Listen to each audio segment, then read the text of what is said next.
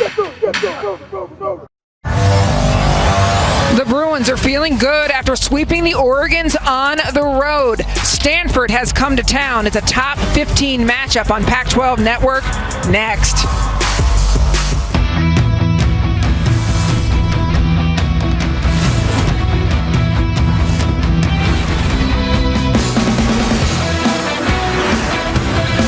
Live from Los Angeles, it's Pac-12, a women's volleyball presented by Tashikara.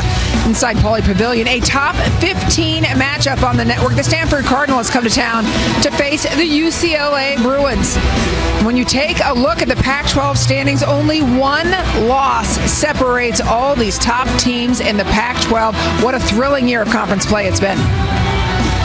Hey everybody, thanks for joining us. I'm Anne-Marie Anderson alongside former USC captain Kelly Tennant. Kelly, what is going on in conference? It's been crazy. It is crazy. You know, you don't have one team that's really standing out. You have a lot of really solid players. I have to give credit to all these Pac-12 schools for their recruiting. I think they've brought in so many hardcore, go-for-it volleyball players that are uplifting so many programs that are getting better. So you have these teams that were maybe struggling a little bit that are now a lot better, top teams losing to them throughout the season. So it sort of balanced things out. Well, look for this weekend to kind of create a little separation Sunday. Meanwhile, talking about great players, Tori Van Winden for UCLA has been lighting it up. She has been lighting it up, and just a freshman, the fact that she has been able to carry this team with her offense, you see the way she's attacking the ball. She's one of those players that started out slow, according to Coach Seeley, but has really turned it on. She is finding her rhythm, and you can see going through blocks, splitting blocks, finding angles. She's done such a nice job of really making it work no matter what's happening. Meanwhile, for Stanford, they were number one in the preseason poll. They've had their ups and downs this year. What can we expect from the Cardinal? I just saw them last weekend when they played against Arizona, and they struggled with the ball control, and Arizona did such a nice job of using the tip and roll shots to sort of mix them up. So as long as Stanford can find that ball control, they have Inky Ajanaku, who does it all. She's a high flyer. She can put the ball away, but it's really going to take that ball control and the good passing for them to be able to utilize their offense the way they want to. Stanford split last weekend against the Arizonas. Meanwhile, UCLA swept the Oregons last weekend. Fresh weekend of Pac-12 women's volleyball. We're going to take you through the lineups right after this break.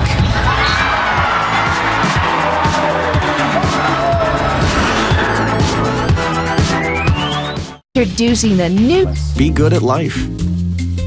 New York Life. Welcome back to the house that wouldn't built. Pauley Pavilion in Westwood, California, top 15 matchup. The Stanford Cardinal running a 5-1 offense for the second consecutive match. Freshman Jenna Gray is going to be taking them through it. First ball up and a trouble play. Plummer pass. Lutz takes a good swing. And UCLA's lineup, well, they've been using it for about 3 matches now. The UCLA lineup presented by Tashikara. They run a 6-2, so that's why you see 2 opposites and 2 setters. Michael Seeley calls this UCLA offense 3.0, unafraid to change things up. Even though they were having success, Seeley said he felt like they weren't thriving. Riley Bushler to the back. Cuddy by Lutz. And Bushler kill. Here's the thing that I like about UCLA, and Seeley points to it, is that they adjust. No matter what's going on, this is a team that is sort of able to roll with it and find ways to score. They're not as big and athletic as a Stanford, but they find ways to put the ball on the floor. Van Winden's serve is handled easily, and run in the middle with Fitzmaurice goes Stanford. So this is what you're going to see from Stanford is they want to run the middle. That is one of their go-tos when they have the ball control. So that's something you're going to see them working on the entire night, is trying to keep the pass so that Gray can run a fast offense in the middle. Muno across, laid out by Hentz. Jenna Gray sets the pipe in the back. Ball just long. I really like this UCLA-Stanford matchup. I think this is going to be a really interesting match the entire night. A lot of back and forth, 2 teams that you have a very physical team that can dominate offensively and a team that keeps the ball alive in UCLA. Those are the kinds of things from UCLA you're not going to see much of. They do such a nice job of keeping the ball in play. So watch the way Stanford reacts to moments like that. Do they take advantage, or do they allow UCLA to sort of get on runs? Kelsey Humphreys serving, was running the 6-2 earlier this year with Jenna Gray. She's a defensive specialist today, or at least they're starting out that way. Outside. And a good solid swing from Vonyak. We didn't get to talk about this earlier when we went through the lineups, but Gray running that 5-1, something that they went to last week. Vonyak has such a nice swing on the outside, but they went to it on Friday against Arizona halfway through the match, and then Saturday hit over 400, their best hitting percentage of the season. Decided to stick with that 5-1, which I think for consistency's sake, you need that. Well, it's interesting because that is Stanford's style, if you will. Right. They had Maddie Bug for 4 consecutive years running a 5-1. Meanwhile, Riley Bushler for UCLA. And the overpass coming the other way. Muno blocked. The physicality of Fitzmaurice able to get over and close that block up. You see how perfectly timed this is. Fitzmaurice just a tiny bit behind Vonyak, but a really good job by both players of closing up that hole. Paula McKenna serving for Stanford. She was the libero on this team last year until Hentz, the true freshman, came in. An important DS for the team. Hentz digs that. Plummer unloads. Chased down. Great pursuit by the Bruins, but Stanford kill. Plummer is overpowering when she gets a good swing on it. I love the swings she's taking because she's fearless every time she goes up to attack that ball. You would never know that she's just a freshman. She's someone that goes after everything, and she's so fun to watch. Stanford builds an early 5-point lead. Bruins want to talk about it.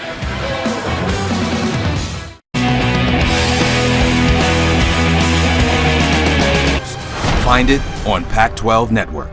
This Pac-12 women's volleyball game is presented by Tashikara. We've got the ball, you bring the game.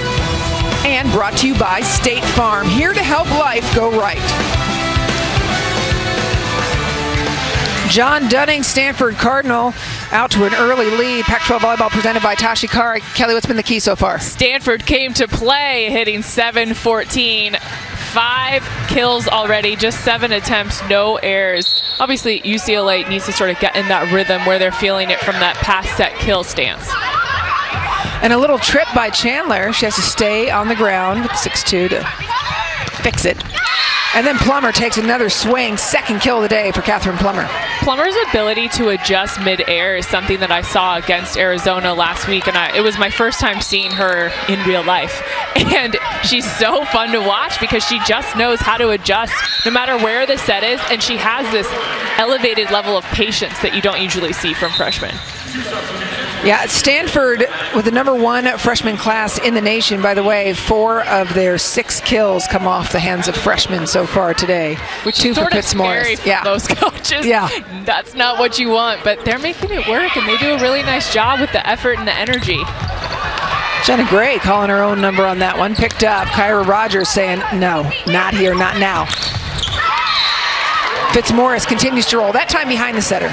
Yeah, that's something that she really likes to do, and she does a nice job of coming off of one foot and having a good attack. But Gray going over on 2 is something you have to keep your eye on, because she did it during the Arizona match out of nowhere, and we were like, where did that come from? And that's something that she's going to try and utilize now that she has the 5-1 to run.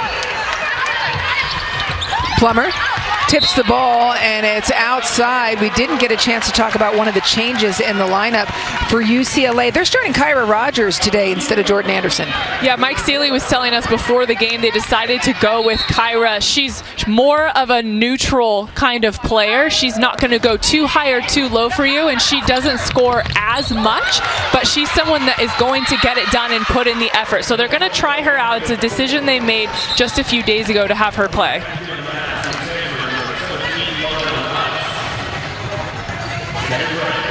Stanford with a 6-point lead early in set #1.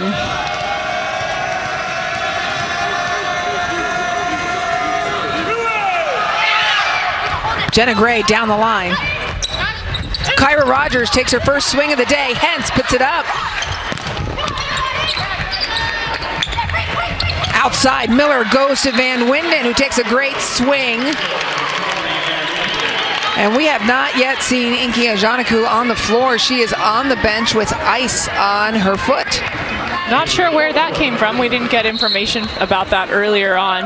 Must have been a late decision to not have her play, but definitely a loss for this Stanford team. I said earlier in the Open, she's the player. Great job by UCLA. You'll see that all night long, but she's the kind of player that does everything for this team and has helped keep them alive offensively, even when they were struggling with the inconsistencies earlier in this season. So hopefully she's okay, and it's just a one-night sort of thing for her. Formico serving. Perfect pass by Hentz. And Plummer with an attack error. Bruins starting to build their own run.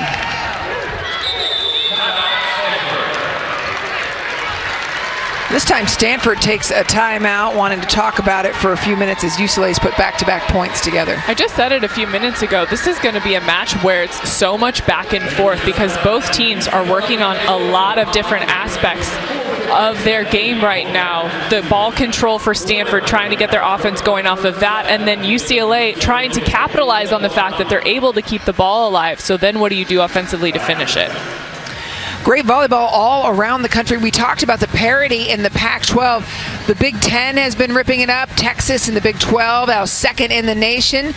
And well, we saw those two teams early this year on Pac-12 Network as they played a tournament in Oregon.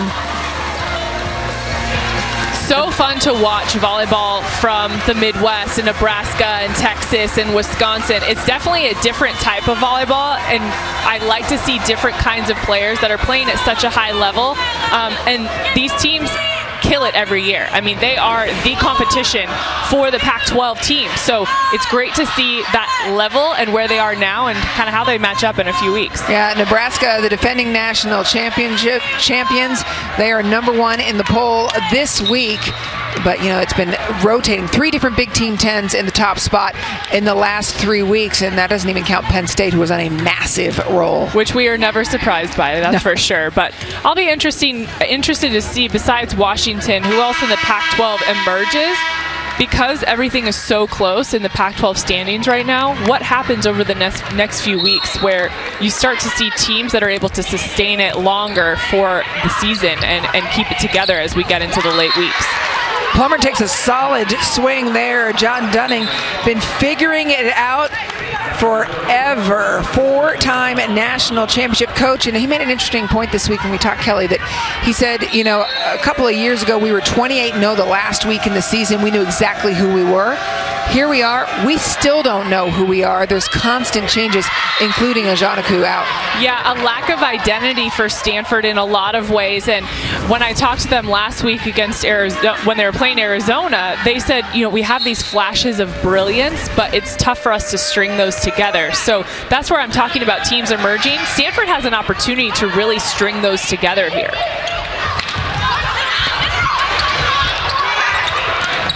Lutz. And then Van Winden with a swing off the block.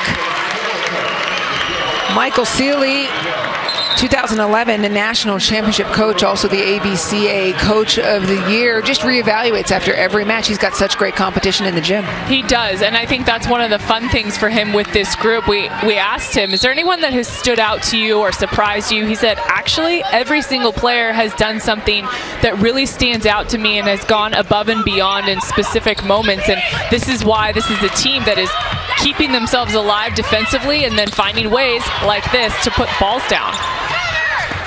Bonyak tries tipping the ball, taking the setter out. Formico keeps that alive, but Alade takes it down, and as Tammy Alade works the net, Tori Van Winden up front wearing glasses today. The first time we've seen that for her. Undisclosed reason by UCLA. Really interesting to see her in glasses, the Pac-12 Offensive Player of the Week. Man, she is good. The load that she's carrying offensively for UCLA already just as a freshman, and to think that she has so much more time to get even better.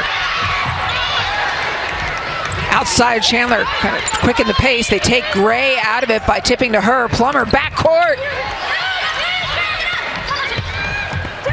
And Van Winden keeps it coming. Freshman Hentz flies in. Far wide. You're not going to see Wozniak make a lot of errors like that. She is very specific with where she likes to put the ball. She sees that open sideline. She had a great idea. She just didn't finish, and she was a little bit under that ball, but that's the exact spot where she wants to go.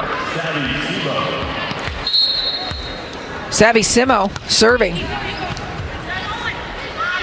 Middle. Fitzmaurice, another swing. The one-hand dig from Formico, though, and a free ball to the Cardinal. Fitzmaurice puts it down. She's been effective today, Kelly. Yeah, I like that they're utilizing her so much already, and something makes me think that part of that is from not having Inky Ujanaku in the middle, you're going to utilize your other middles more to sort of make up for that loss, but she's very effective, and so far they've had the control where Gray's able to run the middle the way she wants to. Stanford, after that timeout, finding a bit of a groove. Love a jump float. That thing drops on you and hits you in weird spots on your platform, and you can't do anything with it. Kelsey Humphreys serving, a senior on this team. Been through the fires with Inky Ujanaku. No touch, and Humphreys will continue to serve.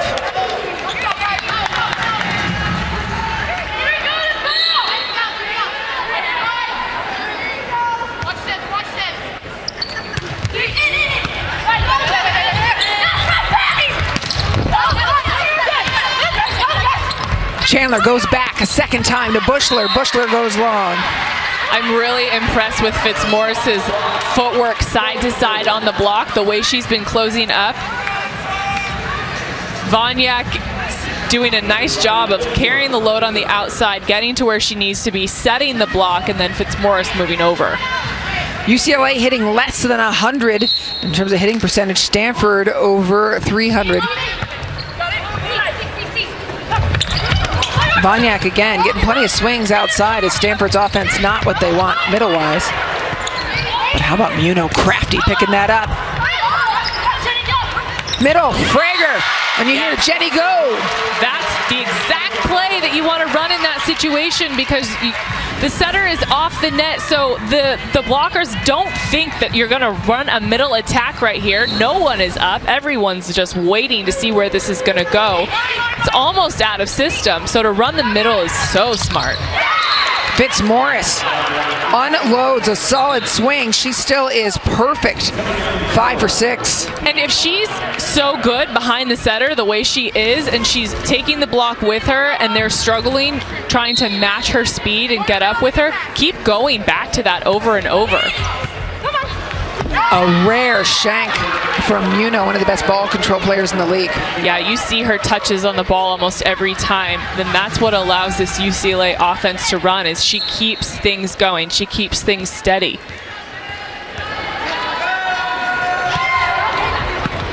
McKenna's serve again just pulls UCLA out of where they want to be. But they go after the middle anyway and end up getting the point. Yeah, another smart set. It's almost a force. You're not feeling natural to push that middle set. I love that idea of making it happen and forcing the block to adjust with you, not giving them time to get up quick enough. Perfect pass from Hentz back to Fitzmaurice. Solid. She's going to carry this team. Hitting .833. Gray's delivering such beautiful balls, fast enough so that Fitzmaurice can get up there and swing quick past the block. Stanford 7-point lead in set number 1. They jumped out fast. Miller to Muno, big block in front of her.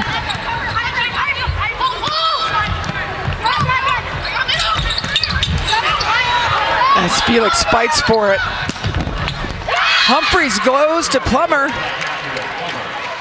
Plummer once again adjusting mid-air. That ball's flying to her left and she just drops that left shoulder and gets behind it. Really great touch on that.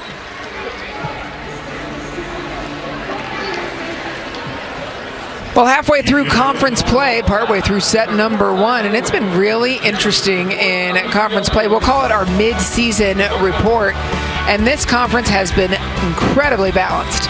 Yeah, the first thing that we've learned is probably the most amazing is that everyone's basically in the same spot right now. So you have 8 teams, just 1 loss separating them, which is going to be really interesting over the next few weeks, the way someone emerges and comes out on top. But how about Washington State? Jen Greeny and her staff have done such an amazing job of turning this program around. We've seen the work that she's put in over the last few years. I'm super impressed. And then, of course, Arizona.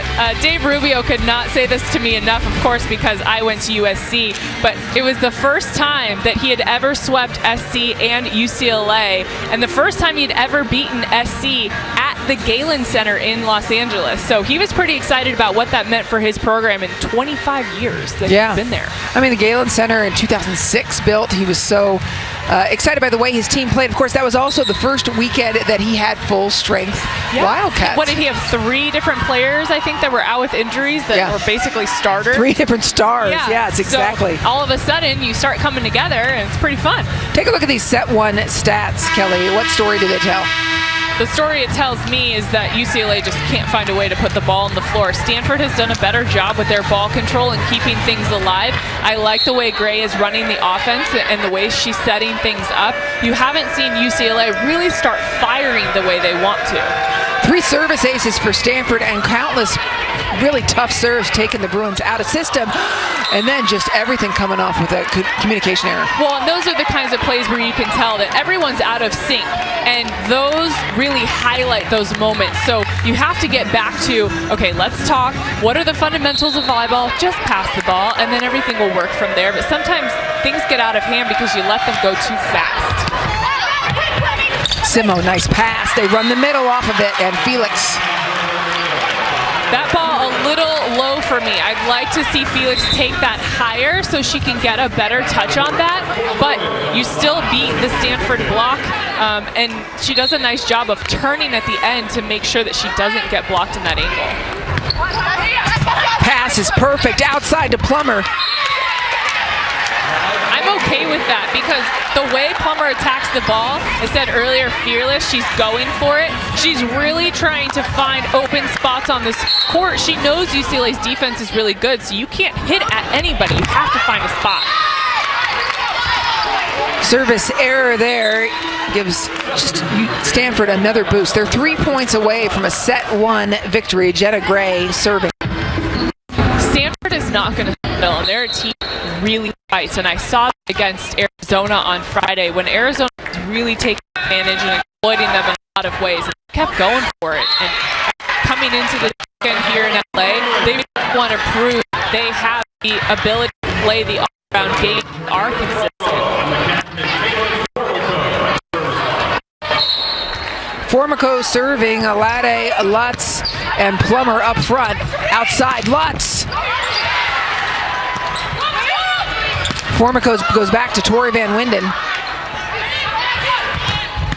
Plummer had such a heavy hand on the ball. Van Winden takes yet another swing. Miller, 4th swing for Van Winden. It's a charm.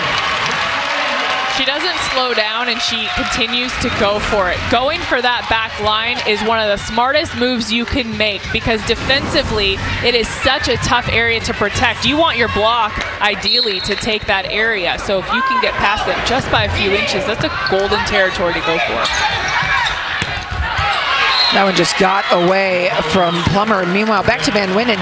She's been very effective for UCLA. Now, she led, you mentioned it earlier, UCLA against both Oregon and Oregon State. She's also their leading kill today. Yeah, you know, she led with 14 kills, 6 digs, 3 blocks last week. She had another double-double, 19 kills, 12 digs, hitting 341 against Oregon in 5 sets. So she seems to be that player already that really understands the game all around. She knows how to stay composed and put the ball away and carry the team on her shoulders offensively, because you don't see a lot of offense that's powerful the way Van Winden is for UCLA. Meanwhile, UCLA was a larger deficit earlier. They have been chipping away. What has gone right for the Bruins in these last few points? You know, I think that they're sort of getting back in rhythm. I said you need to just get back to the pass. They've gotten back to the pass. They've found a way to just pass the ball, get your offense going again. It's a momentum game, right? So you get one kill and then you remember how to play volleyball again and you say, okay, we could do this a couple more times. It was a 20-12 lead. Looking at Van Winden's numbers, a 5-2 Bruin run has put it back together for the Bruins. Now, remember that last week UCLA made an incredible run from right about this point versus Oregon and came back and captured set 2. Van Winden, you see they're playing with her glasses, and again UCLA declining to give any information on why she's wearing those, but she has been kind of fidgeting with them a bit. Hey, I would do the same thing. That has got to be uncomfortable. You're sweaty, you got glasses on your face. Feluca Akinradawo could teach her a thing or two about wearing glasses when you play, because she rocked them. Exactly, she certainly did. She had the goggles. Yeah. Outside. Plummer, off hands. And Stanford comes out of the break successfully. It's nice to see that Plummer is able to adjust after missing a few balls out. She still goes for it. This set needs to be pushed out further, though. She's being brought right into the block with a lot of room right next to the pin. She's got about 3 feet out there. If you could push it, she can crank it down the line. 2015 California Gatorade Player of the Year. Felix shut down by Alade.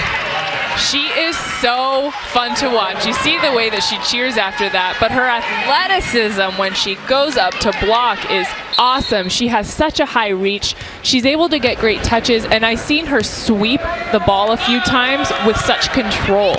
Set point, Stanford, outside. Out again, Vonyak, solo block, not going to be enough. Stanford takes set number 1. More of what I expect to see from Vonyak as we get into this second set. It's a lot of what I saw from her last week, as she's very specific about where she wants to put the ball. She sees what is open and she goes. Stanford controls set number 1. 4 service aces by Stanford built them an early lead as they control the Bruins set 1.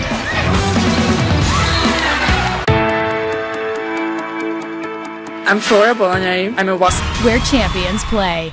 Welcome back to Pac-12 Volleyball presented by Tashi Kara. Stanford takes set number 1 over the UCLA Bruins in a top 15 matchup. Hi, everybody. Anne-Marie Anderson alongside former USC captain Kelly Tennant. Kelly, what went right for the Cardinal in set 1? Stanford found a great way of passing and getting kills. It's really as simple as that. They just terminated better than UCLA did, and Gray made some really good decisions in terms of where she wanted to put the ball. She did, and she went to Fitzmaurice frequently. Yeah, Fitzmaurice was solid during this first set. Behind the setter, quick in front.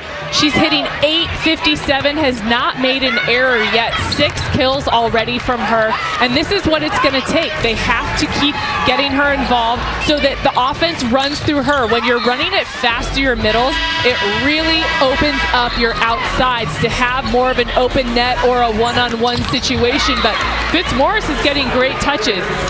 She's hot. Keep going to her.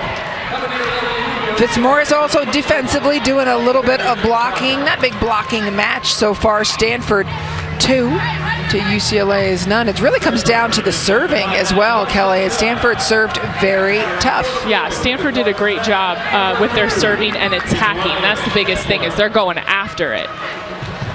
Set 2 getting underway. We'll see what adjustments, if any, UCLA makes. Frager up front. Van Winden on one side of her, Bushler on the other. Middle. Straight to Fitzmaurice, but just a little bit out. I jinxed her. Taking a look at set 1. For Stanford, they are incredibly successful when they win set 1. It involves, kind of getting in that rhythm, I'm sure, for them. The early rhythm for them, I think, especially because they're so young. UCLA, we know, likes to fight from behind. They love having their backs against the wall, and they want to grind it out in a lot of their matches that they've seen so far this year.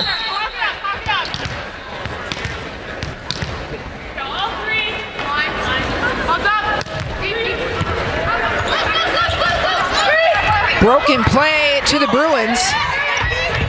Bushler, and the block was late, but Fitzmaurice made the most of it.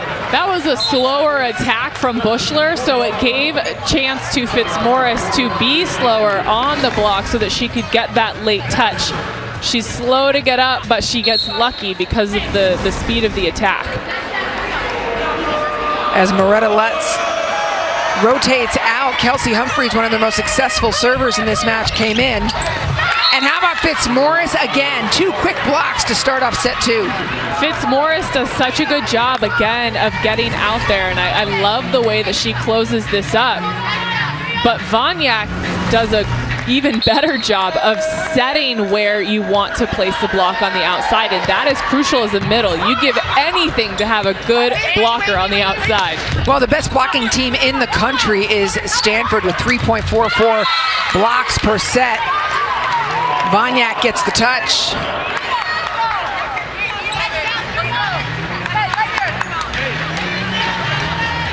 And interesting when you look at UCLA's receive right now, Zanamuno not really involved, and she's one of their primary passers, but set number 1 wasn't passing a ton. The middle patrolling the net for the Cardinal. Kind of what I expected if they were able to get in a rhythm early. They like to have that because they are so powerful and athletic in the middle. They have the ability to run it that way. And with that one, Zanamuno steps right back into the middle, watching their passing. Muno up front, Van Winden serving, playing in the backcourt. That's part of UCLA's unusual 6-2, is that their opposites stay in the entire time. Their libero comes in for the setters.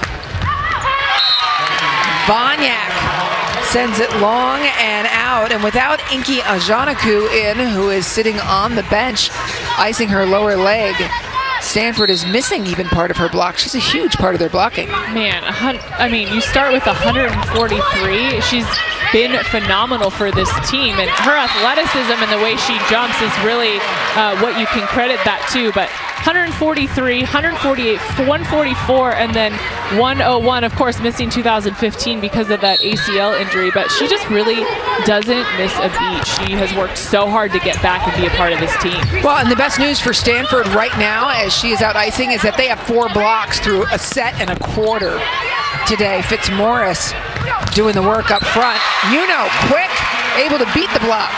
That's what it's going to take for UCLA, is with those fast sets so that you can beat the Stanford block. You see Fitzmaurice not able to get out there, and that is all a credit to being able to get the quick set back. Back. Fitzmaurice again, dug by Van Winden this time. Outside to Bushler.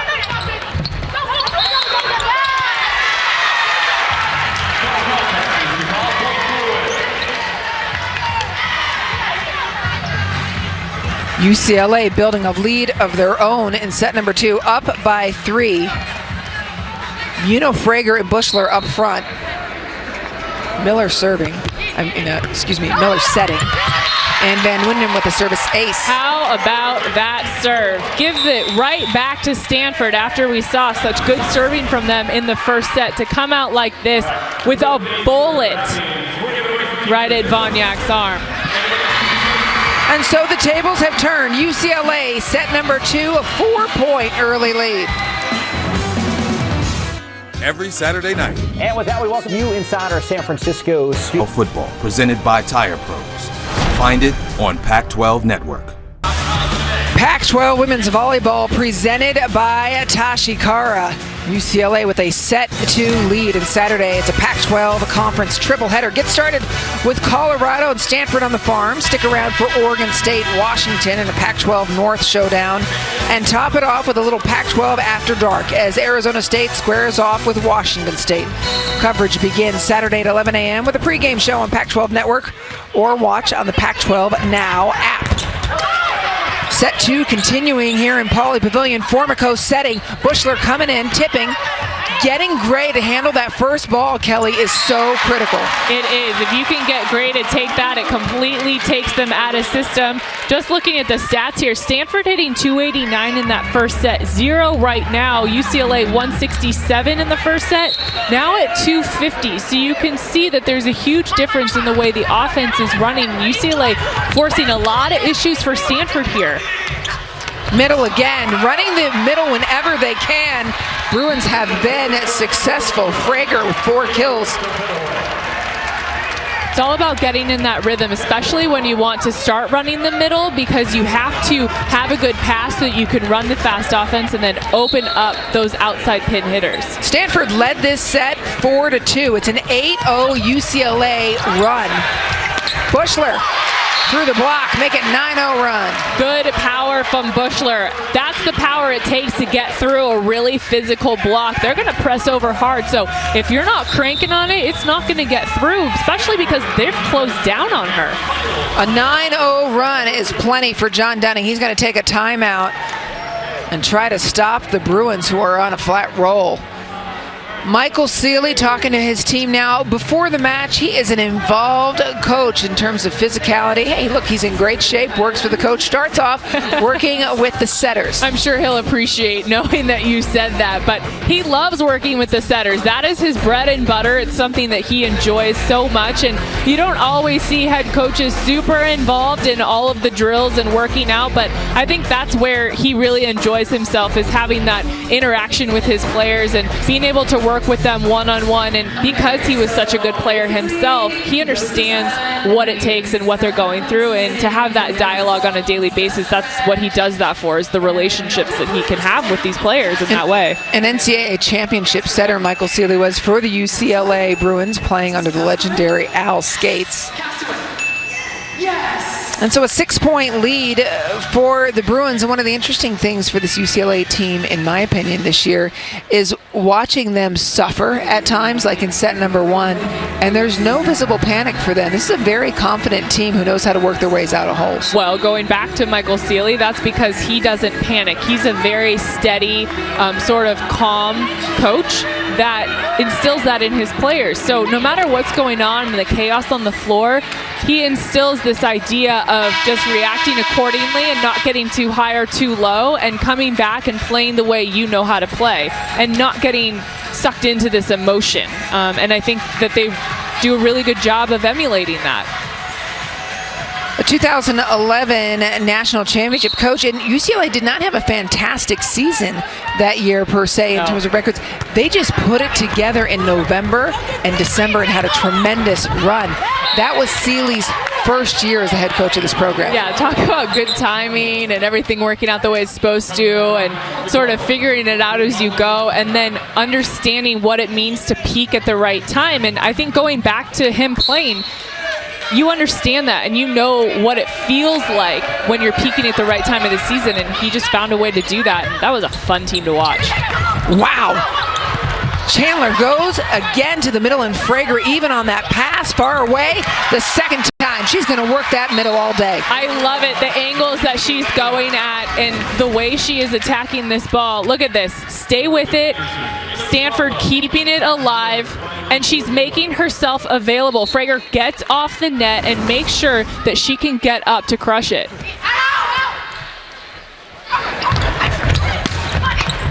And Fitzmaurice, Midas touch, kill number 8 for her. I said you gotta keep letting the offense run through Fitzmaurice, because you're seeing Inky Ejanaku in a boot on the sideline. So hopefully we can get some more information later on, and hoping that she's okay and that it's just precautionary. To the middle, left hand of Frager. Plummer, good swing, back corner.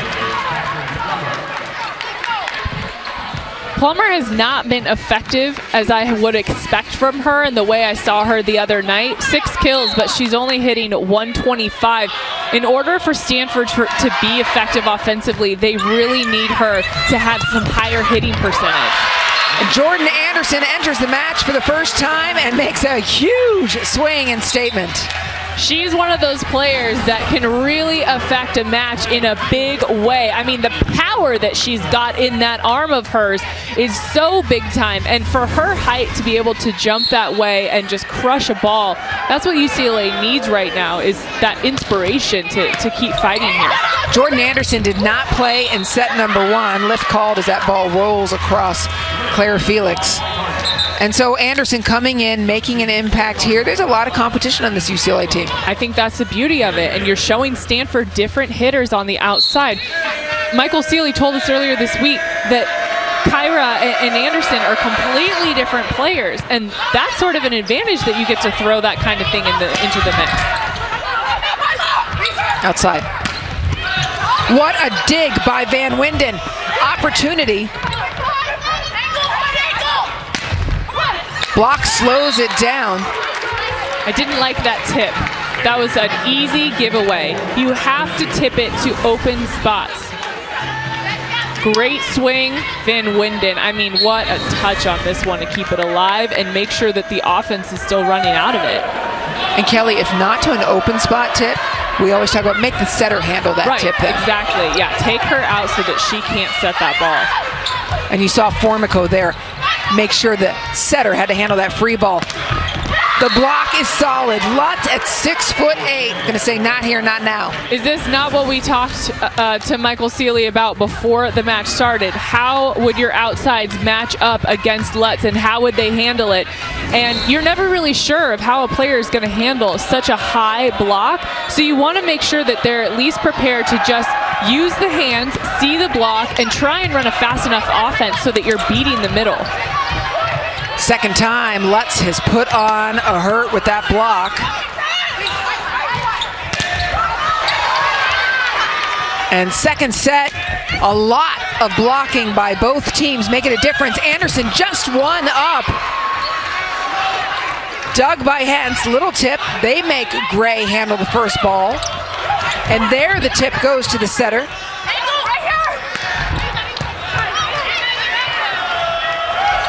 Muno. And it's become a short court, half court game. Both sides tipping the ball.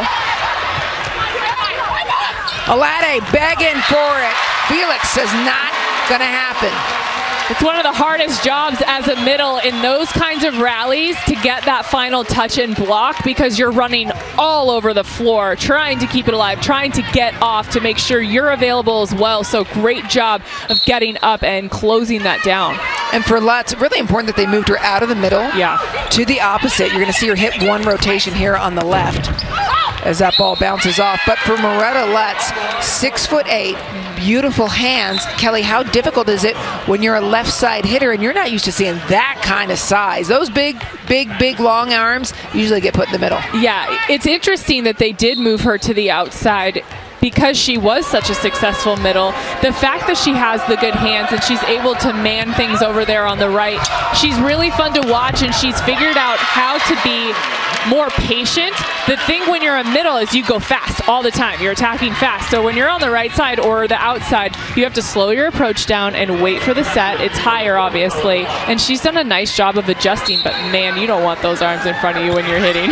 No, not at all. Although an ace serve for UCLA. They had Lutz blocking all the way at the pin. Van Winden said, fine, I'll take it, cut. Yeah, I'll take it. Yeah, I mean, that's how you have to adjust to having Lutz up there. If you're not going to go hard cross court and try and get away from her, then you're going to get blocked, or you at least need to take the touch off the high hands. Speaking of no touch there, 3 consecutive points by the Bruins.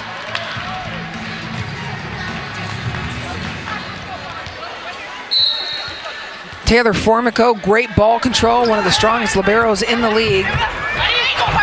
Lutz. And again, Muno controls it with the dig. Outside to Bushler. And she goes high off the hands of that long block. Lutz goes off hands as well. Lutz does a really nice job of aiming towards those back corners, and I think that comes from when she was a middle and she was going angles and trying to find the back corners so that you miss the block that's right in front of you. So she's perfected those angles and those spots from playing middle. It just works really well for her over there. Back to Felix. How about that swing. Great tempo, nice spot. Love this set. Really nice finish. Claire Felix been waiting for that one. Only her second kill of this match. She hasn't been set nearly as much as Frager, who's gotten 10 swings at the ball. Some matches we see it the other way for the Bruins, but they are trying to work those middles. Muno on the money, back to Van Winden. And it went down, but down on the Cardinal side. Again, when you have that tough block over there for Stanford, as a hitter for UCLA, you have to use more power if you're not going to be able to find an opening in the block. If you're hitting at them, you can push those arms back with your power. And the service by UCLA in this set alone has been very strong. 3 aces from the Bruins in this set. Well, we saw why Stanford was good with their aces and the way they were serving is because they're picking spots and they're attacking. You can't just serve the ball over and expect it to work for you. And UCLA was doing that in the first set. UCLA, 3 aces, just 1 service error. I'm sorry, let's make that 4 aces now. They have turned it up second set. Really, really good adjustment from UCLA to come out in this second set and go for it. I like that spot. You've got people hiding, you move it around, no one knows whose ball that is, and that's a matter of you have to call it out. Plummer and Hentz doing the majority of the serve receive for the Cardinal in the back. And this is just a mirror opposite of what we saw in set number 1. What do you think flipped the switch? You know, I saw this a little bit from Stanford when they played Arizona, is the inconsistency. They haven't been able to keep it going, and I'm seeing that UCLA is just forcing them out of their comfort zone. After this set, we're going to send you back to our Pac-12 Network studios for the Sports Report update. Chris Francis is in studio. We're going to take a look back at women's volleyball. Cal visiting 25th ranked USC.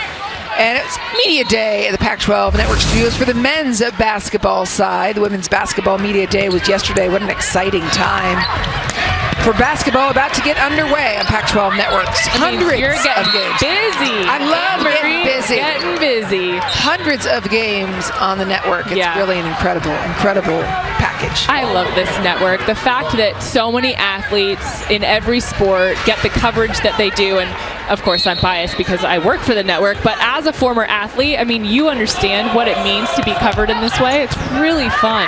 Well, the coaches talk about the recruiting. Meanwhile, broken play, Zana Muno almost able to save that. And it goes the other way. UCLA in control in set number 2, but Kelly, if things continue the way they are, it will basically be a wash. Yep. And it'll be down to 3 sets. What do you think is most critical in those final 3 sets after the break? I think that the silly errors that we see and not keeping the ball in play makes such a big difference for both teams. It's going to come down to just simple volleyball and having that ball control so that you can run the offense. Anderson rotates in again up front. Little tip. Like that. You can't do that. You have to react accordingly. So if you see that coming over, just step back, take that ball, get it high enough so that you can run something out of it. That was basically a free ball coming at you. Simo, Formico, and Muno receiving. Serve. Haircut, line judge. Little while. I'd like to see Anderson slow things down on the outside, take time patiently to get up and take a good swing. She's getting a little erratic with the way that she's attacking the ball. There we go. Perfect finish. She got up fast enough. The set was at a good tempo, so she's able to get that nice snap on the end that she didn't have in the last few swings. Ryan Miller coming in to serve and run the offense for the Bruins, and it is UCLA set point.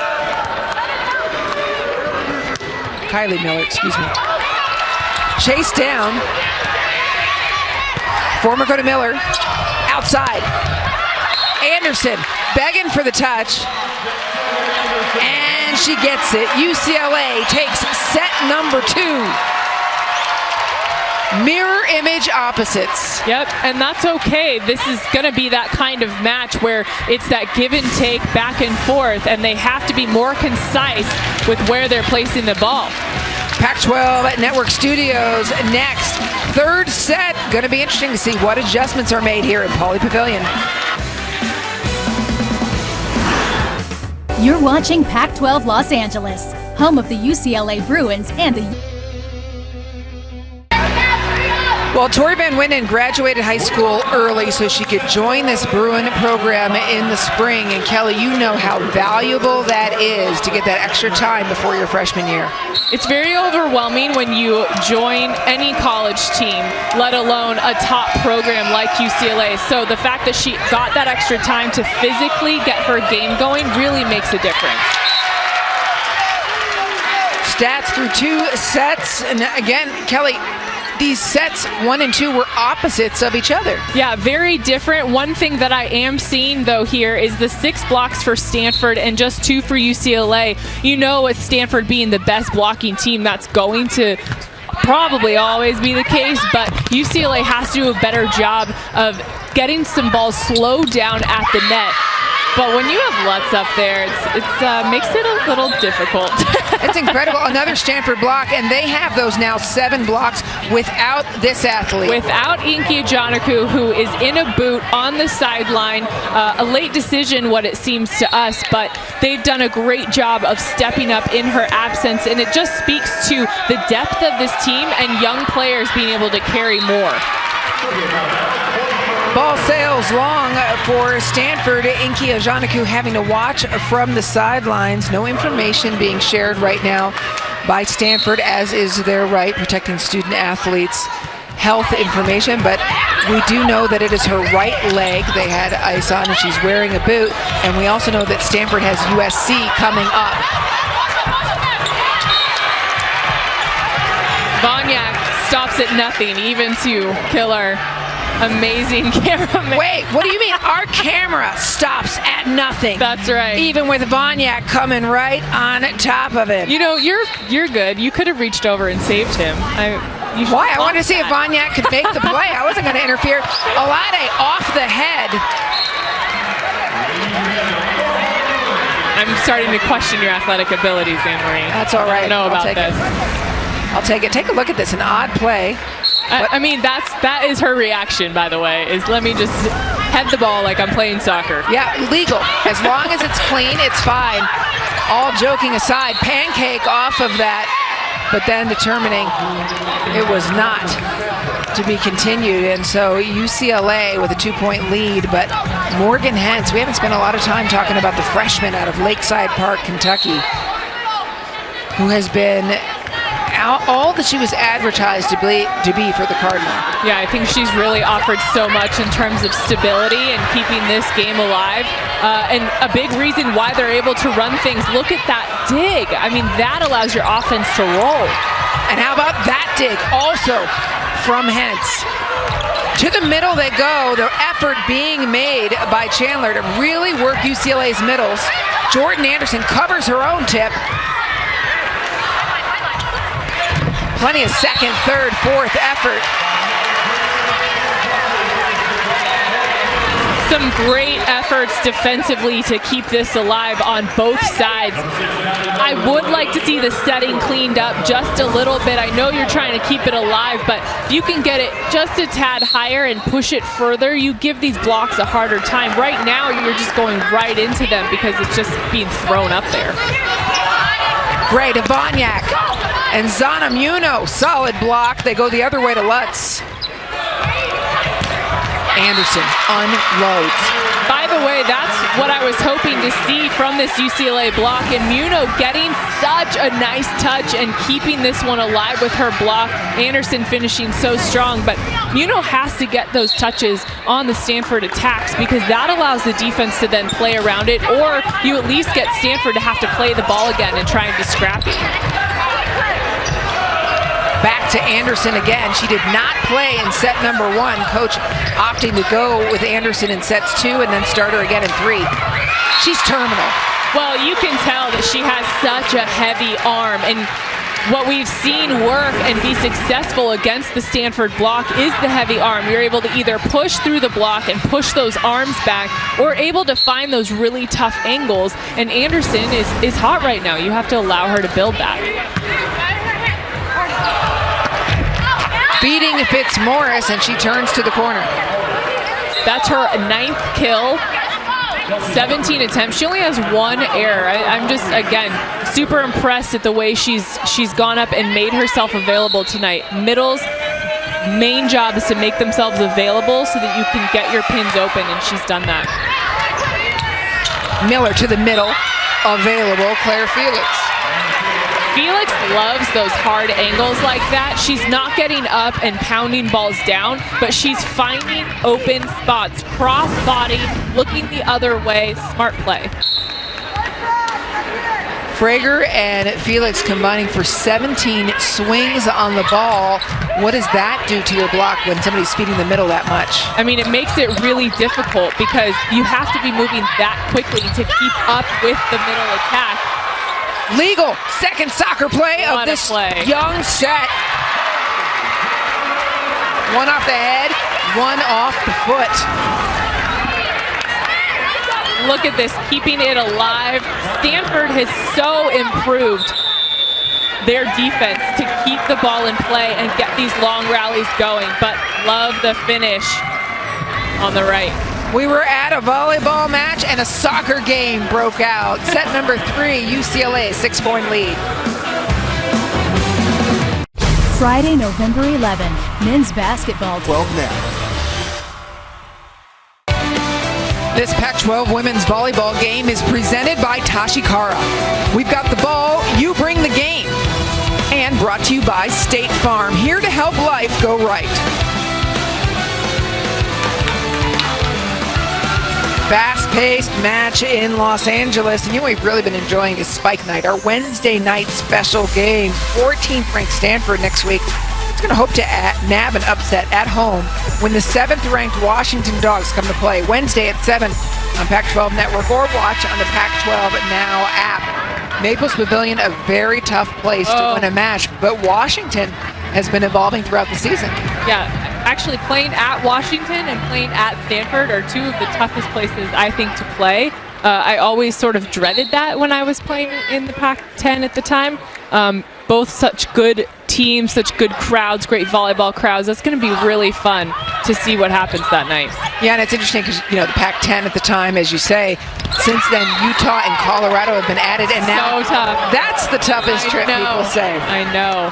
That altitude will get you every time. Yeah, and for Oregon, a really tough week after they dropped 2 matches to USC and UCLA. Now they're in the Mountain States facing Utah and Colorado. And look, we know Oregon is a very good team. They have to find a way to get back in rhythm, and kudos to UCLA and USC for picking them apart and really exposing them. We saw UCLA able to get that 1 in 5 sets, so much of that thanks to Van Winden and her efforts.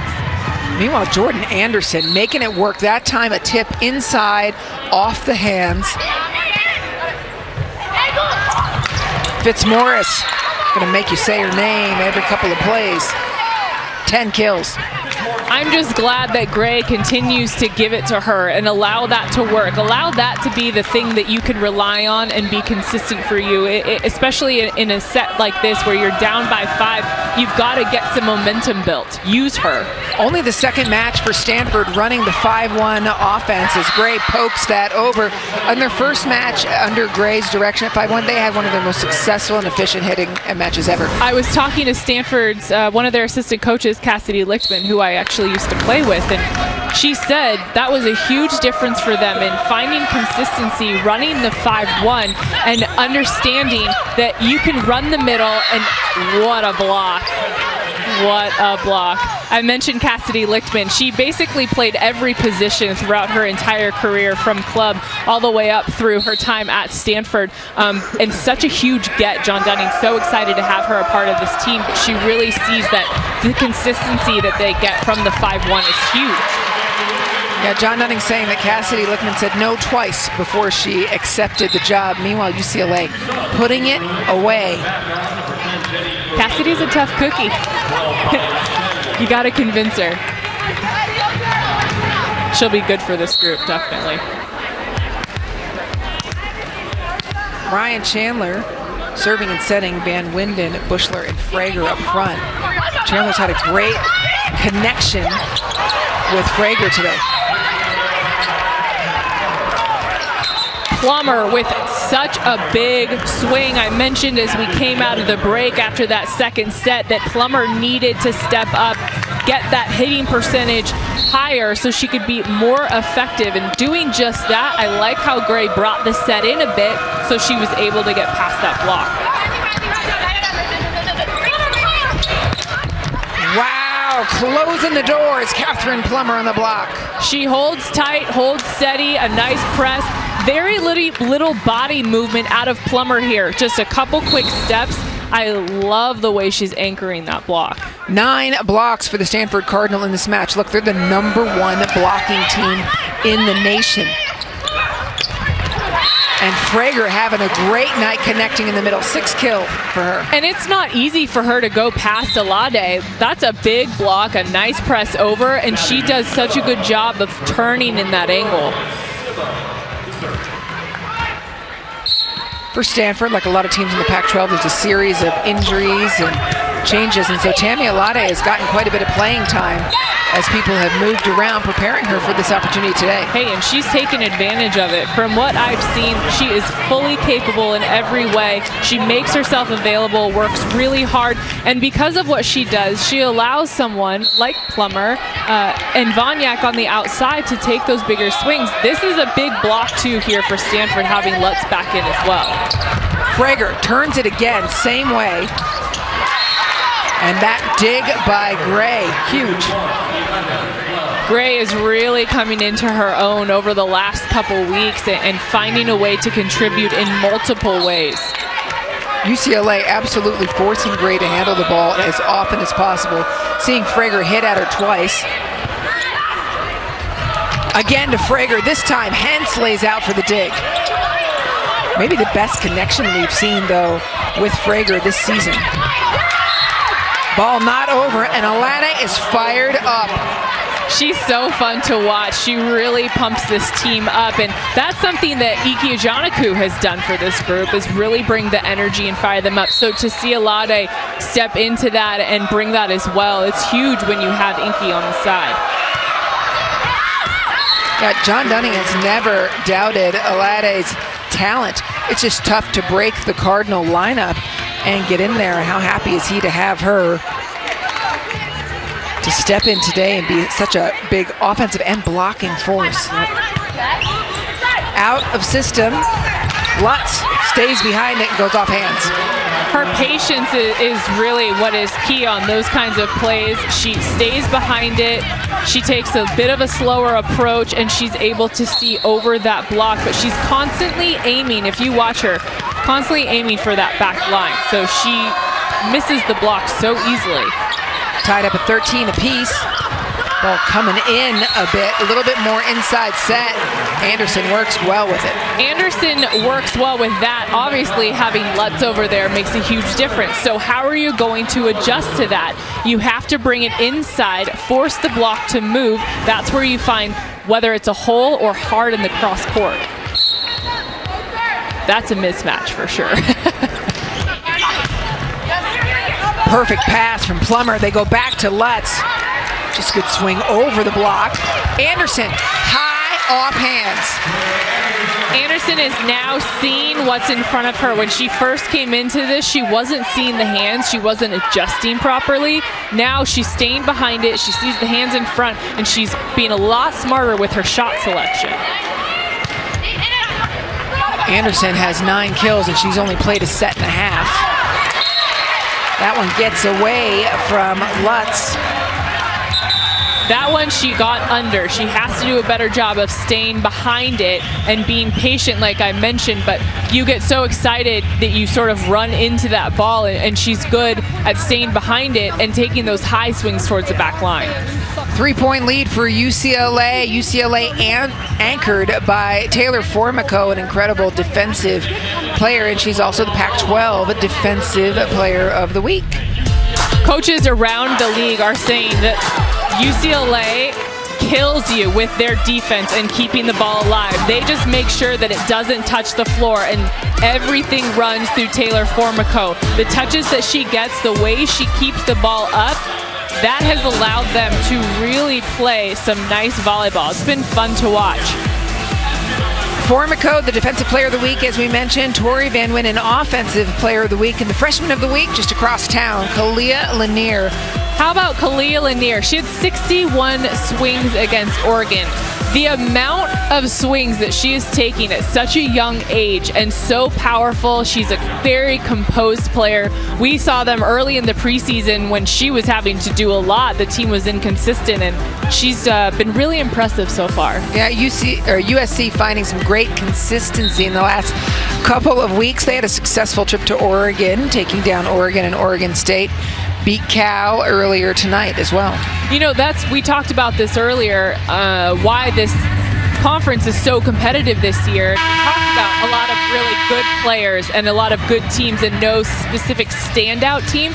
But you also have to remember there have been a lot of injuries this year, a lot of people that have transferred or are not playing anymore, and USC being one of those teams that dealt with losing a setter and having to adjust, and they had 3 or 4 different setters trying out to figure out what offense they were going to run, and that's just one of those ways that we've seen teams have to adjust, and that's why they are where they are now. What a fantastic set by Gray and Fitzmaurice. Again, the connection between these two freshmen, you wonder what it's going to be like in 4 years. Yeah, the setter-middle connection is I think the hardest for sure, because you are running it so quickly, and you have to have such great communication. It has to be in such a specific spot to make it work. Lutz, off hands.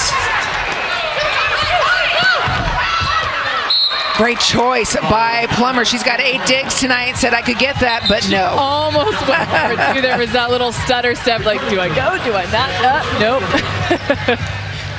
I think she fell on purpose to her knees so that she didn't touch the ball. Oh, yeah, she stopped herself. Gray and Fitzmaurice, of course, both out of Kansas. So that connection, not necessarily new for them, as they had prep time together as well.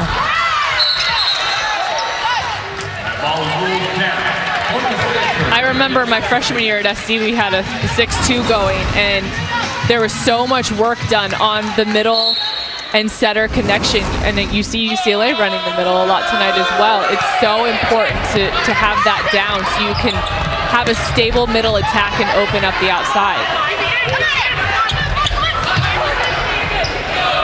Formico sets it back to Anderson, and now she's getting downright crafty. She really is. She's playing some seriously smart volleyball out there. Taking shots high, using the hands, knowing that you have such a solid block in front of you, so what are you going to do about it? Anderson, double-figure kills, and she's played a set and a half.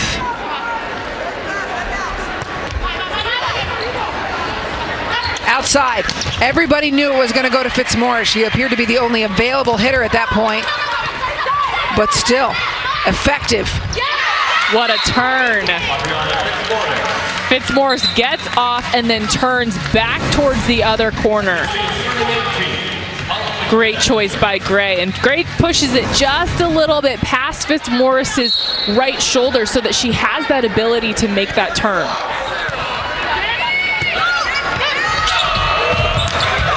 Outside, Van Winden powers through. That ball is off the block for the kill by Tori Van Winden, point Bruin. UCLA 3-point lead late in set number 3. Both Van Winden and Anderson with 10 kills right now. Perfect pass by Hentz. She just keeps delivering the mail. To the middle again. Hentz dig. And Felix. They're saying, I think, Felix in the net. Let's see. Yeah, it looks like she hit it with her hand there at the end. But great aggressive play from her. Emphasis on aggressive. Right? She's after it. They're fired up. Aggressive. Van Winden putting it through the block of Plummer and Alade. Alade has to press over because she jumps so high and has these long, perfect blocking arms. She has to make even more effort to press. You have to pike your body, use your core, press those hands over so that you don't get used. It's one of the only downside, I think, probably, of being able to jump so high. I wouldn't know. I'll take your word for it. 3-point lead for UCLA. Plummer on the money. Van Winden started to turn. Quick by Chandler coming in. Just tipped a little bit into the net. Yeah, great move from Chandler. She worked really hard to get there on that one. She's so incredibly quick to the net. Ponytail and just a low back. Barely. Good work, even coming off of 1 foot to try and save that. Jenna Gray announced herself to the conference with the first career double-double versus Minnesota as Stanford took them down early, and Van Winden puts an exclamation point on that one. Really beautiful finish from Van Winden. 11 kills for her. Hitting 421 though, that's 450, excuse me. That's the biggest thing, is when you have 20 attempts, you want to make sure that you're being effective with them, and she does just that every night. Hence, spot on with every touch of the ball for this freshman out of Lakeside Park, Kentucky. I'm super impressed just in her improvement over the last few weeks and the touches that she's getting on these balls.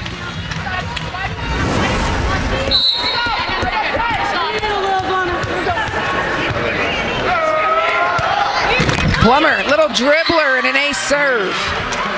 Every middle's nightmare. 1 point lead in Morgan Hence, the freshman. You know, John Dunning telling us at the beginning of the year, you never know how they're going to be away from home. Told me the first weekend of the year, I don't want to oversell, but we knew she had great range and effort. Now 2 months in, it's not overselling, it's a fact. Exactly, and I think she's getting so much more help in the backcourt as well, so she's not having to do everything for this team, and that makes a huge difference, takes a little bit of pressure off of her. She is pretty stellar.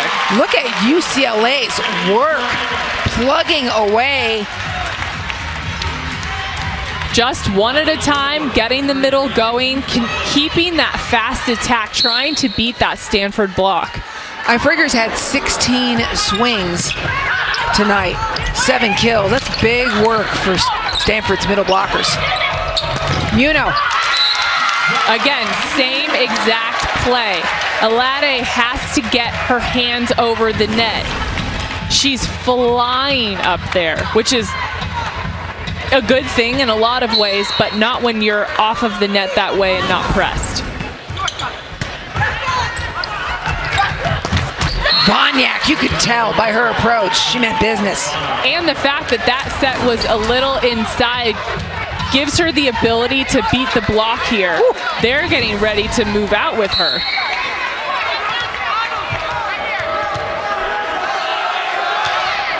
Tight set number 3, 2 point lead for the Bruins. Outside, Anderson, diving dig by Hence. Outside blind for Anderson, trying to go off the block, and the follow through by Lutz into the net. Hence's up on that play was incredible. And you see Lutz getting a little greedy with this, just follows through. You have to have more body control and just sweep it. Miller serving for the set. Middle is taken out of it. Vonyak keeps it in play. Formico dig. Anderson did not play in set number 1 at all. Great swing down the line.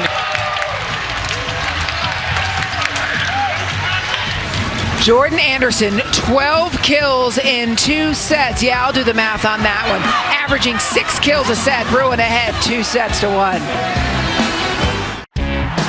Saturday, it's a conference triple header. First at 12. That is, and you've got a chance to be pretty good. Welcome back, Pac-12 Volleyball presented by Tashikara. Well, UCLA takes set number 3, and Kelly, Jordan Anderson had 9 kills in just the third set. 12 kills in 2 sets of play. Not even playing in that first set. And the conversation that we had with Michael Sealy before this match was, how will your outsides match up against Lutz and her huge blocks? And Anderson has done such a nice job of utilizing the hands, taking sets that are inside, crushing cross court, and just being really aggressive. I love what she's done. She's hitting 385. Yeah, let's revisit it with a little bit of video. She was crafty, she was powerful, and she was definitely terminal. Yeah, she's playing really smart. She's making good choices with where she wants to put the ball. That one you see goes outside of the right side block. She's finding ways to put it down cross court as well, and then utilizing hands. She's getting touches so that she can get that kill. They needed her badly, and the fact that she utilizes an inside set like that as well is huge. Love the kill down the line as well. She's really using every shot she's got, making it very difficult for that Stanford defense to figure out where to set up on her. 12 kills, hitting 385 like I mentioned, and did nothing in the first set because she was waiting to come in. Exactly. And those 9 kills in the third set were on 15 swings. Jordan Anderson, first year in the program was last year. She transferred from West Virginia, where she was their go-to player there. Over 1,000 swings a season her first 2 years at West Virginia. You can tell that, I mean, she has got such a powerful arm. She's really athletic and strong, and she is really smart. Now that she's had a chance to assess the block in front of her and decide what she wants to do with it. First swing by Lutz, and the ball is down. Let's take a look back at the numbers from the first 3 sets. 43 kills for UCLA, those 10 blocks though for Stanford. How about that? The 6 service errors from Stanford as well. It's really getting close here, and this is sort of what I anticipated coming into this one because of the way these teams line up and are stacked together. But it really comes down to those unforced errors and making sure that you're playing a tight game. Van Winden, snap down. What a finish.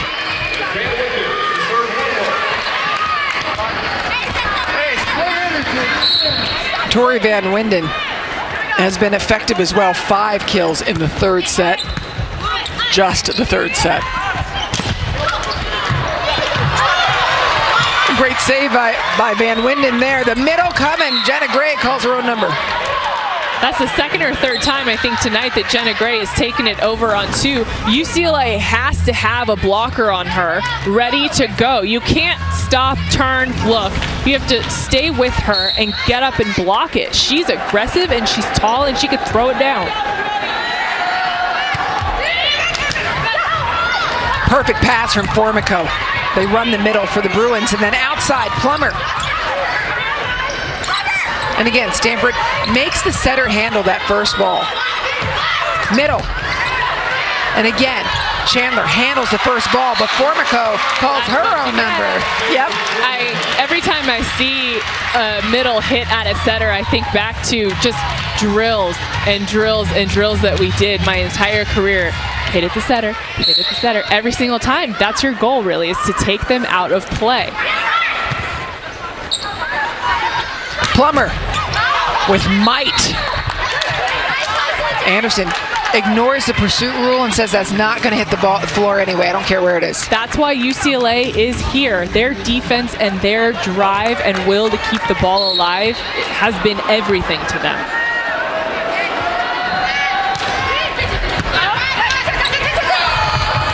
Frager. They feed her even on the imperfect. They do, and that's what I like about this offense is that they're willing to go to the middle even when it's not perfect. Ideally, most teams, well, maybe not ideally, but the rhythm and the go-to for most teams is go to the middle when it's a perfect pass or a perfect dig, and UCLA gets away from that, and I like it. Switches it up. Off the noggin of Muno, Anderson comes in, and Muno going to say, not off my head. Outside. Formico, beautiful hand setting Anderson.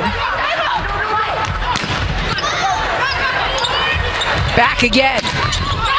Olade and Gray, and then Felix ends it. Felix does a nice job with her body control and not swinging too much through that so that she can get the finish on it. But wow, some really great defense and just heads-up play on both sides. Yeah, Felix does not have big numbers in this match. Sometimes you'll see big blocking or hitting numbers from her. But how do you think she's been most effective? I think just heads-up plays like that in really important, crucial moments. There was one play, it was a really long rally that went back and forth, and she was the one that got the block to finish it. And she's made herself available for the offense. So she's really doing everything right. It just doesn't, you don't see that in the stats, but she's a huge presence. Oh my! That's one way to do it. How about this? Those are one of the toughest balls to try and dig. Just so much power. Back the other way as Plummer says, stay away from my libero.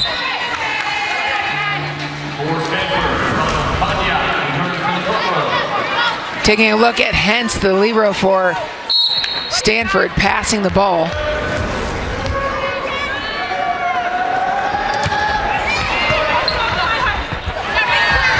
Outside to Van Winden, and Hentz again involved on every play, and they convert. That was a perfect play by Stanford to take that ball, push it outside, keep running it quick. They bring it in a little bit. I like that idea.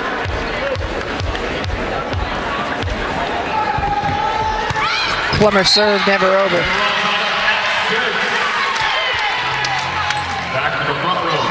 Anderson out, Bushler in for the Bruins. Hence Plummer and Vonyak going to receive Formico's serve. And Hentz going to take everything she can to free up Vonyak to do that.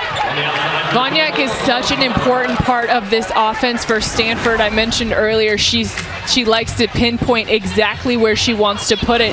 And you see them bringing it in a little bit more to try and change things up. Make the block follow you. Bring it in, they follow you there, and then set it back out, and you can crush it down the line on the next one. Back, Lutz swings, perfect dig, and Van Winden gets it, bounces it off Fitzmaurice's head. That's a good approach because she stays high with it. That's a good block in front of her. Nice job by Lutz, a good swing. And then straight back. You see a block, four hands in front of you, stay high with it, get the hands.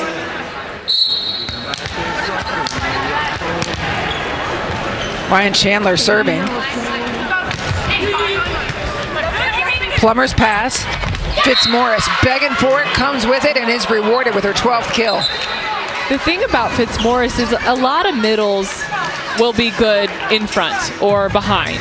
And she has found a way to have similar success with every set that she's getting.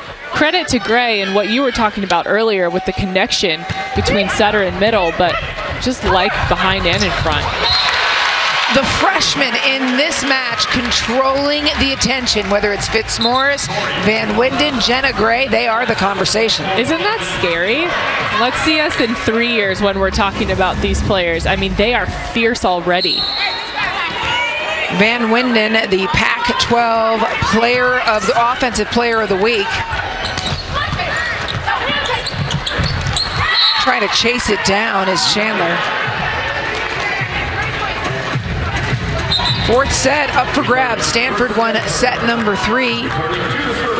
UCLA won set number 3. Stanford trying to make a push here at set 4, trading blows.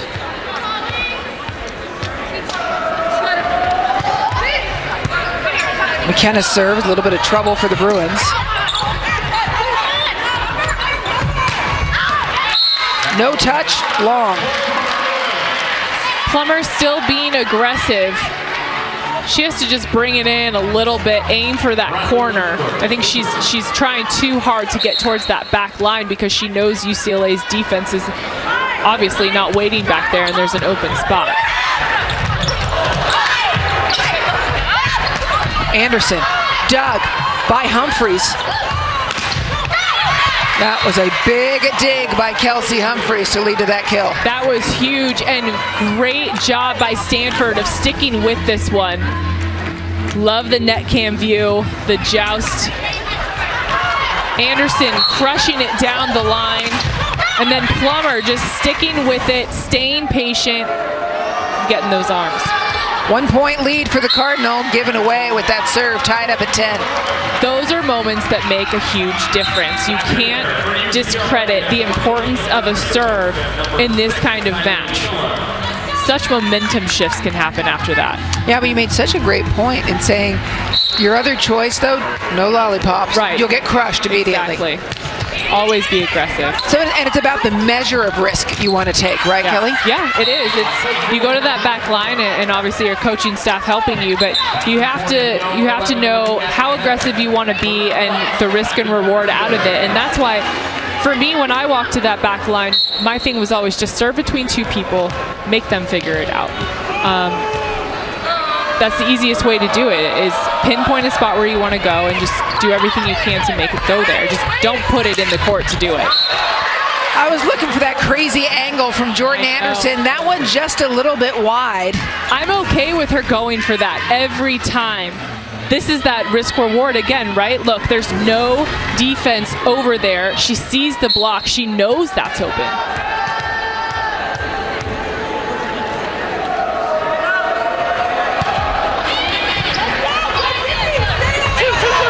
How about the knuckle set, the knuckle assist from Formico? Man, Formico continues to just do it all for this group. Is this the part where we talk about UCLA's budding beach program getting better and better? Exactly. Formico is a part of it. Well, and that makes a difference, the indoor game. When you've been on the beach and you play all around, you have a good touch on the ball so much differently than someone who hasn't had to do that. You know, the other thing that beach coaches talk about, too, is because you're not allowed to take timeouts and talk to your players as frequently. Figure it out yourself. It's like raising children. You let them figure it out once in a while. No disrespect at all to these student athletes. Yeah, that was a tip from me to you. Exactly. No disrespect to student athletes, but you do have to figure your way out. Yep. Again, such a good up from Formico, filling that in. 2 point lead by Stanford. Tough serve long. Formico hits her mark. Set to Felix isn't perfect. What a set. And Anderson has plenty of power, but it's going to be chased down. Jenna Gray going to go all the way. Setting the tempo outside. Van Winden loves it. Felix goes up in the middle, and that opens it up for Van Winden. I mean, what an up. Great tempo. Felix up there. Alade late.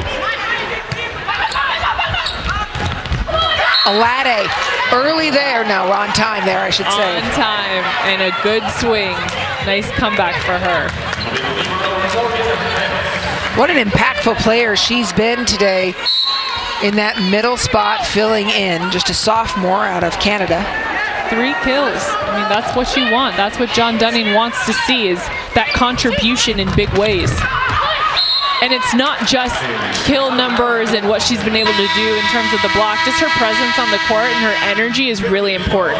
Yeah, and a part of 5 blocks for Tammy Alade as well. At Stanford, 10 blocks overall. They lead by 3. Pac-12 volleyball presented by Tashikara. Set number 4, Stanford. Down 2 sets to 1, but up by 3 points in this set. On one show now on multiple nights, a sports report covers the Conference of Champions like no other, bringing you the best of the best from the coast on the west. Sports report tonight, immediately following this match, only on Pac-12 Network, or watch it on the Pac-12 Now app. Kelly, they call it the Conference of Champions. You call it the Conference of Blocking. The top 2 blocking teams in the nation come out of this conference. Stanford, number 1. And they show it all night long, the way they've closed it, and you have such athleticism and dynamic movement from every one of these players. Obviously, having a player like Lutz on the right side makes a huge difference in her height and her ability to anchor things over on the right side, but Vonyak on the left and Fitzmaurice's effort to close it up has been so good. Incredible. When we started this season, Stanford had nobody playing in the same position on the floor as they were in last year. Of course, Inky out last year. Everybody else shifted from one spot to the other. Which is no easy task, by the way. Changing positions is a very difficult thing to do. Double contact called against the Cardinal. And you have so many young players that are really manning things for them and trying to figure it out and gel, and I'm just impressed at the way that they are sort of finding their way at this point in the season. #1 freshman class in the nation is wearing the Cardinal jersey. Uh-oh. Frager handles it. Good control from Frager, being aggressive, but knowing that she doesn't need to swing fully to get this one to go down.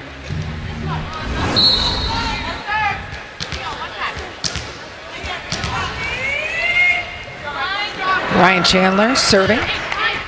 Goes at Vonyak, and an ace serve for UCLA. Great jump floaty. They move. 6 service aces for UCLA in this match, 4 in the last set, in the second set. Let's take a look at the bigger picture, the Tachikara scoreboard update. Colorado takes down Oregon State at home. We mentioned earlier USC sweeping California. Washington State got back on track against a very tough Arizona team, but check out that match on the bottom, Kelly. Yeah, Oregon and Utah, and this is what we talked about. Oregon, after dealing with UCLA and USC last week, really wanting to find their way, and that is a tough one. Obviously, Utah, such a good team this year, but again, it goes back to what we were saying earlier. You have so much competition within this conference. And Washington State, you're right, Arizona is on a roll right now. So for them to come out in that way, that's a statement win. So the updated standings, we started this week with one team in #1 in Washington and then 7 teams locked up. It's a separation weekend, and here you start to see that separation. USC and Oregon at 6 and 3 right now. Stanford or UCLA going to join them? We don't know. Yeah, this is a big opportunity for a lot of teams this weekend to emerge and really set the tone for the last few weeks here as you get ready to play in the postseason. And you see who can sustain and who's peaking at the right time. That's a very big win for Oregon. Any win in the Mountain States is very tough. Take it. Yeah, exactly. And especially Utah, who went in last week and took wins off of both Washington and Washington State. Perfect pass, middle. And Lutz makes a face. That's her old stomping grounds. And she's like, wait, I don't understand. What am I doing back here? How do I approach this ball? It's too fast and too low. Kelsey Humphreys serving. Formico.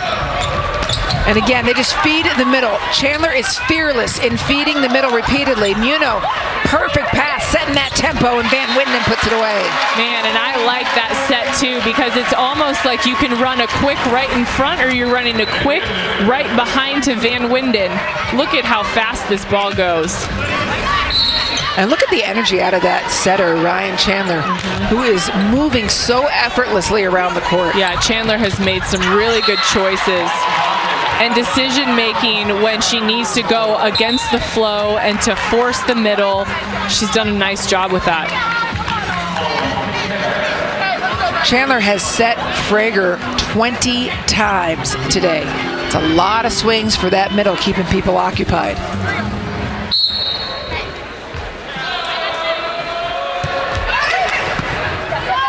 Perfect pass. And again, it goes to Frager. Her 10th kill. She's effective because she's quick, she gets up on time, and she's constantly finding angles. The block is right in front of her. Fitzmaurice, I'd like to see her take more of an angle and force Frager to go the other way. Anderson, solo block. Concise, quick movement from Anderson. Great job. Being up on Gray, I talked about the fact that you know she's aggressive, she's offensive, you have to be up on her. And then to follow it up with a kind of aggressive serve, a 2-point lead late in set 4. Yep. John Dunning going to take a timeout for his Stanford team. Well, I like the run that UCLA has been able to get on. Really comfortable. They look in rhythm. This is more of what we were seeing earlier on, is just slowing down what they need to do and getting really good passing and defense, keeping the ball alive, and then just great offense in every way from Chandler. Let's take a look at the national picture, NCAA news and notes. Nebraska back to number 1. They also got another win today over Wisconsin, who of course was number 1 just 3 weeks ago. Florida with the AVCA National Player of the Week. They've been running their offense so well. And of course the NCAA tournament is going to be a thriller this year. Will it be Big 10, Pac-12, Big 12? Who knows? Well, and it's never too early to get talking about the tournament, because this time of the season is when things can really go well for you, or they can turn in a bad way. You want everyone to be clicking, you want everyone healthy, and you want to start finding your identity. We talked about Stanford not necessarily having their identity, and this is the couple weeks where you can truly find that and get that momentum pushing into wherever you're going to be in the tournament. Yeah, I mean, it was such a great moment by John Dunning when he pointed out it was 3 years ago the Stanford team was so dominating. Went into the last week of conference 28-0, and he said we knew who we were from the first day. This year, he said, we don't even know what we're going to look like in 2 weeks. And of course, with Inky Anjanaku not playing tonight, it's never even been more true. And he just has a lot of really good players on the floor that are willing to do what it takes to win. And they're willing to learn, and they're willing to grind and go through that process. And sometimes that's even better than knowing who you are. And of course, a leader like Inky Anjanaku, and someone that has made such an impact on this program from day one, is so just crucial to what they've done and all their success. So again, we hope that she's back soon. Right, a boot on her foot, just in case you're tuning in, a boot on her foot, not playing today. We do not have any information, as is their right, according to HIPAA laws, to not tell us, but Inky Anjanaku not playing, Stanford playing very well, still 10 blocks. Huge block on Anderson. That ball has to be higher. I'd even like it to be inside for Anderson, because that's where she was finding success just a few moments ago. Tied up 19 apiece. Frager puts another one down, 11th kill for her. It's like Frager and Fitzmaurice, so similar in what the offense has been able to do. You get that quick middle attack, and it just allows both teams to flow.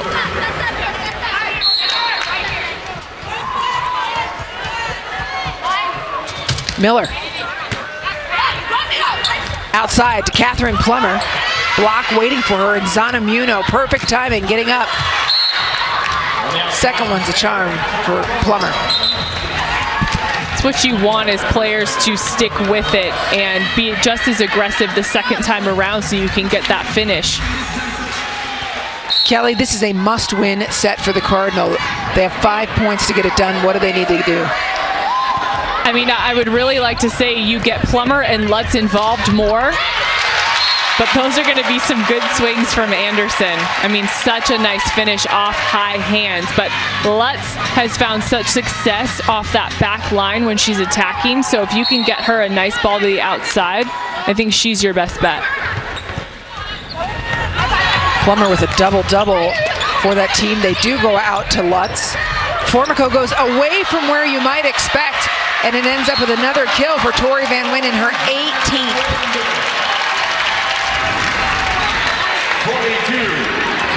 Formico, smart move, but the placement is everything on this one, that she gets it that close to the pin, and there's about a foot there to work with for Van Winden.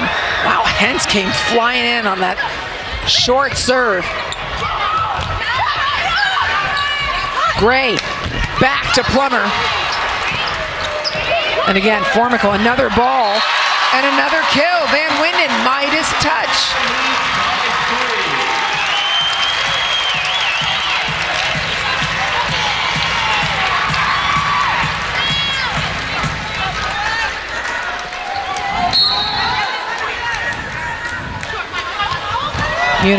Short serve a second time.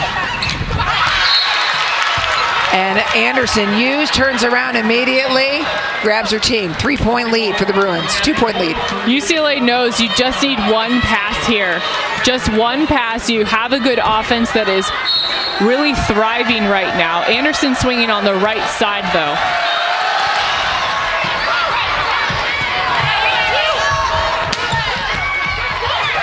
Again, Felix. Alade wanted it a little too much. It is match point.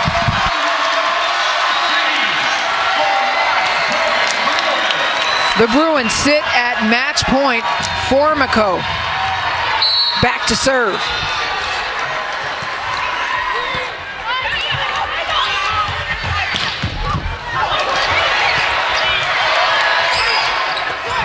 Set over. Lutz takes a good solid swing, plenty of pursuit. Bushler puts it up at the net. Van Winden. And it's long.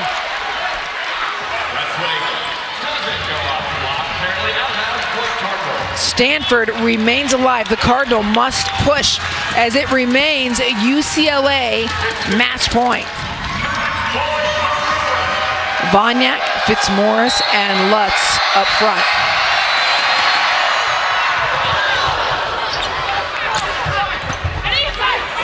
Gray goes back.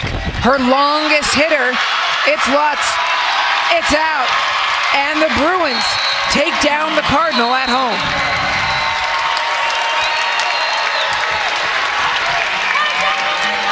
UCLA takes set one and then survives. Or you say falls in set one and then survives to take sets 2, 3, and 4 off the Stanford Cardinal.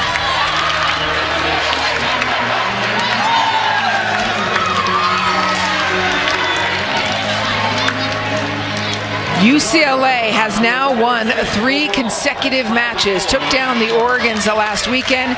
Took down Stanford today with sets 2, 3, and 4. Michael Seeley standing by with Kelly. Thank you, guys.